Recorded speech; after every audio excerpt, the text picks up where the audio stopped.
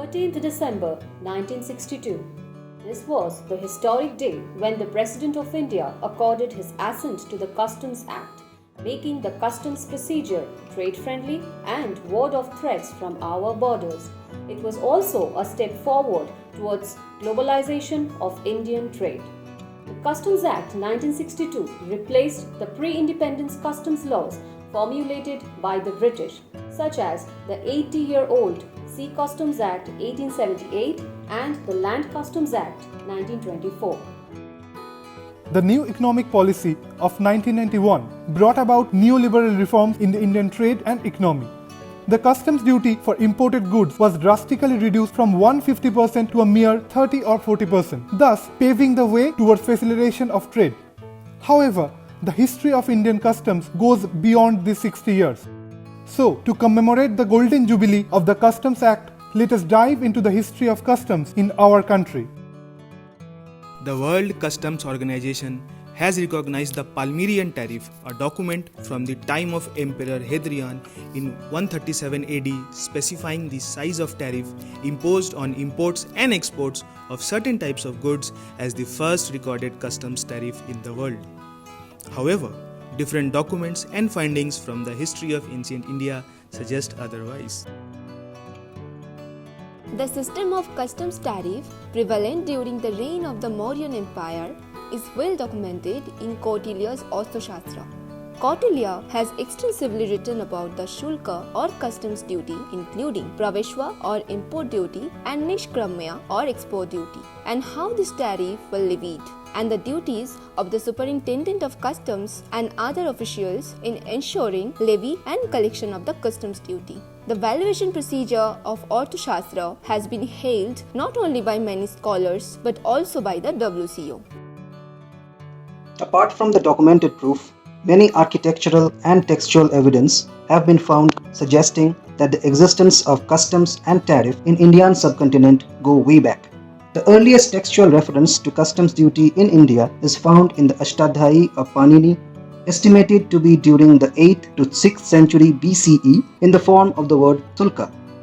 Panini, in his Sutra V1 of 47, has stated Rakshanivareso Rajabhaga Sulka, giving support to the theory of customary payments in return for state protection.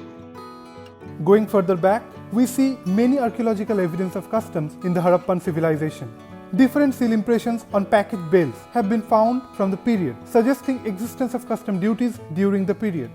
However, the most prominent evidence of existence of customs duty during the Indus Valley civilization was the tidal dock or warehouse discovered in the port city of Lothal. Various clay seals and measuring weights have been found in the dockyard, which might have been used to levy customs duty to the goods loaded or unloaded from the ships. Archaeological evidence of customs in ancient times have also been found in the form of ruins of customs house and customs post in Khalse, Ladakh, and customs chest in Nana Ghat in the Western Ghats. Khalse contains prehistoric inscriptions that date back to the Kushana period.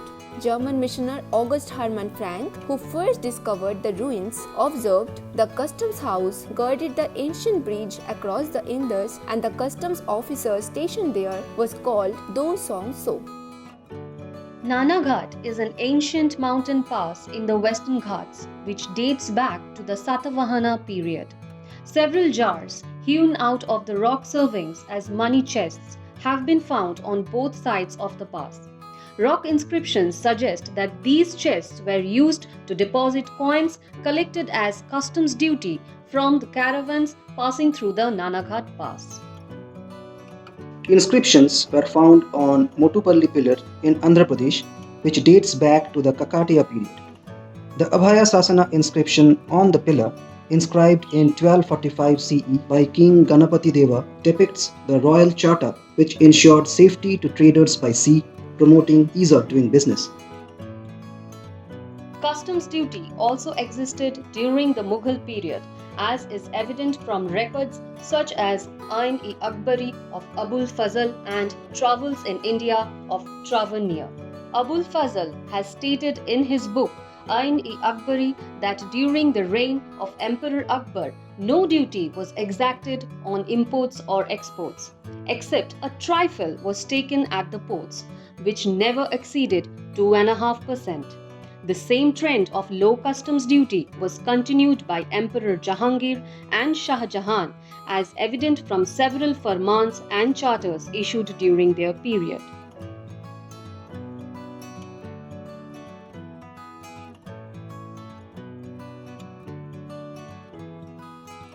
T. Fortesque, the then Civil Commissioner of Delhi, in his report of 1820 mentioned the existence of Customs House and Custom Administration in Delhi during pre-British period.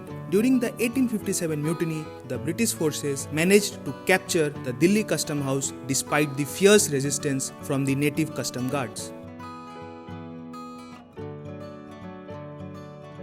Since 1534, Bombay Islands were under the executive control of the Portuguese. The Portuguese divided the territory into manors and rented the land to deserving persons in return of military assistance. In one of the general distribution of manors after 1534, the Customs House of Mahim or the Mandavin in Mumbai was rented out for 39,975 feeders. This substantiates the existence of Customs House in Mumbai from the very start of the modern period.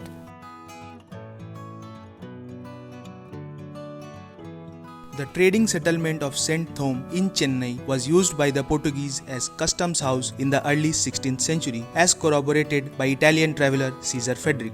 In 1643, the East India Company established their factory at Fort St. George, and in 1798, during governorship of Lord Edward Clive, Custom House was ordered to be transferred from Fort St. George to North Esplanade.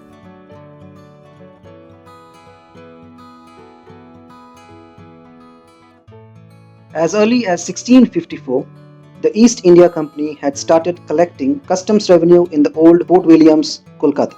In 1758, Mr. Holwell sold his property to the East India Company for Rs 9,500 for using as custom house. Thus, the custom house initially functioned from Holwell's house in Calcutta. However, since it was not suitable for the functioning of the custom house, the same was sold in 1860. In 1766, the Customs House was transferred to Fort Williams. The foundation stone of the old Custom House building in Charnock Place, Tank Square, converted from the fort, was laid by Lord Hastings on 12 February 1819. In 1940, the laying of foundation stone of the new Custom House was done, which is now located at Strand Road, Kolkata.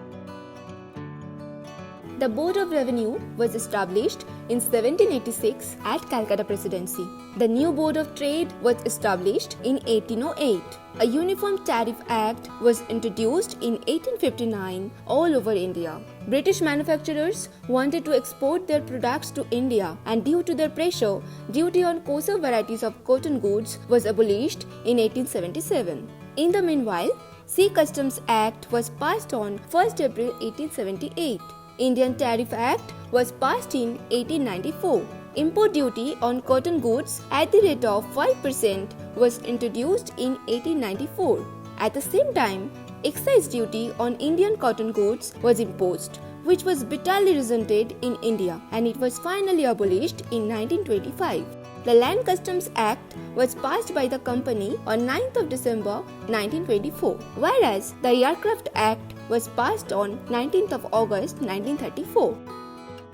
During the period 1905 to 1906, silver was being smuggled into India from West Asia through Kathiawar's port, posing a serious threat to the stability of Indian rupee. In order to prevent this, the British government enforced customs cordon at Virangam railway station. In the process, common people were subjected to customs examination, whereas privileged class enjoyed preferential treatment. Bhai Motilal, a tailor by profession and a social worker, met Gandhiji and apprised him of the hardships faced by the common passengers. Gandhiji took up the matter with Lord Chelmsford, the then Viceroy of India, which led to the abolition of Virangam customs cordon. Gandhiji regarded this event as the advent of Satyagraha in India. To keep pace with the change of time, several amendments were made in the Sea Customs Act. Post-independence, the need was felt to consolidate the provisions of the Sea Customs Act and Land Customs Act in a common customs statute. This consolidation took place in 1962 in the form of the present Customs Act. Henceforth, the Indian Tariff Act came into effect in 1975. From then onwards, customs duty in India has evolved to the present state, facilitating trade and promoting globalization. India signed the International Convention on Harmonization of Customs Procedures, also known as Kyoto Convention, on 18 October 1976. India has adopted the electronic data interchange, under which the processing of documents for import and export consignments is entirely computerized. The National Informatics Center, in consultation with the Central Board of Excise and Customs, has developed a software package, namely the Indian Customs EDI system, for the purpose of adoption of the EDI system. The CBIC has implemented next generation reforms through Turant Customs, strongly enabled by technology. It is characterized by faceless, contactless and paperless customs clearance. Thus, we can cognitively witness the multifold transitions which the Indian customs has weathered, as evident from the Harappan seals, Arthashastra's valuation procedure, along with the ancient and medieval ruins and travelogues to recent custom amendments, and the infusion of advanced systems like EDI and Turant. But all this could not have been achieved without the relentless and selfless efforts of our officers.